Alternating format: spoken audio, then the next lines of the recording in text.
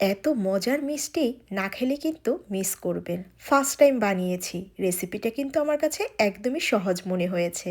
আর আমি তো সব সময় সহজভাবে রেসিপি দেখানোর চেষ্টা করি। আসসালামু আলাইকুম, সবাইকে নতুন একটা ভিডিওতে স্বাগতম। আমি 2 কাপ পরিমাণে ছানা নিয়ে নিয়েছি, তার ভিতরে 4 টেবিল চামচ ময়দা দিয়ে দিয়েছি আর দিয়ে দিয়েছি চা চামচের 4 ভাগের 1 ভাগ বেকিং সোডা। এরপরে সবগুলো উপকরণ খুব সুন্দরভাবে মেখে নিচ্ছি।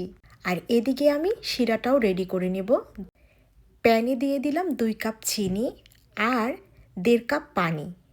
এরপরে আমি অপেক্ষা করব এই শিরাটা ফুটে আসা পর্যন্ত। ফ্লেভারের জন্য দিয়ে দিচ্ছি এলাচি।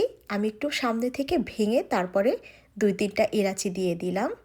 এবারে একটু নেড়ে নিচ্ছি চিনিটা যাতে খুব ভালো করে মেল্ট হয়ে যায়। আর এখন আমি ছানা থেকে মিষ্টিগুলো বানিয়ে নিব। আজকে আমি বানাচ্ছি ছানার জিলাপি। খুবই সহজ এবং সুস্বাদু, অবশ্যই কিন্তু ট্রাই করবেন। কিভাবে বানিয়ে নিচ্ছি দেখিয়ে দিলাম। এই ছানাটা কিন্তু আমার হাজবেন্ড বানিয়ে রেখেছিল, তাই আমার বানানোটা অনেক সহজ হয়ে গেছে। আমি সবগুলো জিলাপি বানিয়ে নিয়েছি, এবারে ভেজে নিব। চুলার হিট লো মিডিয়ামে রেখে এই জিলাপিগুলোকে ভেজে নিতে হবে। দেখুন দেওয়ার পরে একটু বুদবুদ করে উঠছে, এই পর্যায়েই কিন্তু দিতে হবে। আর এরকম টেম্পারেচারে রেখেই সবগুলো জিলাপি ভেজে নিতে হবে। এখন কিন্তু ডাবল হয়ে গেছে সাইজ। শিরাটা কিন্তু এক চুলায় হচ্ছে।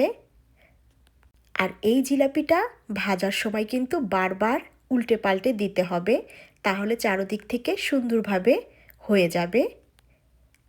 পারফেক্ট হতে এটা কিন্তু একটু সময় নিয়ে ভেজে নিতে হবে। এই যে দেখুন কালার আসা শুরু হচ্ছে।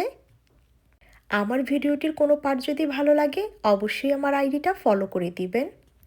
আপনাদের ভালোবাসাই হচ্ছে আমার কাজের অনুপ্রেরণা।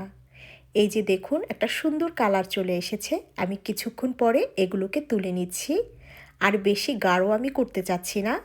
এই পর্যায়ে আমি এই জিলাপিগুলোকে তুলে নিচ্ছি। এই যে দেখুন কত সুন্দর হয়েছে। আর আমি শিরার ভিতরে একটু রেড ফুড কালার দিয়েছি, তাহলে কিন্তু কালারটা বেশ ভালো আসবে। আলহামদুলিল্লাহ ফার্স্ট টাইম বানিয়েছি, কিন্তু টেস্ট এবং দেখতে খুবই সুন্দর হয়েছিল। এই যে দেখুন এখন আমি এগুলোকে শিরায় ভেজিয়ে নিব। ভিডিওটি শেষ পর্যন্ত দেখার জন্য অসংখ্য ধন্যবাদ। শিরায় জিলাপিগুলো দেওয়ার পরে কিন্তু বারবার একটু উল্টে পাল্টে দিতে হবে। যখন জিলাপি পুরো রূপে ঠান্ডা হয়ে যাবে তখন কিন্তু এটাকে তুলে নেবেন এবং পরিবেশন করে নেবেন। এই যে দেখুন এগুলো ছিল ফাইনাল লুক। আমি পরিবেশন করে একটা কেটে দেখাচ্ছি কতটা পারফেক্ট হয়েছে।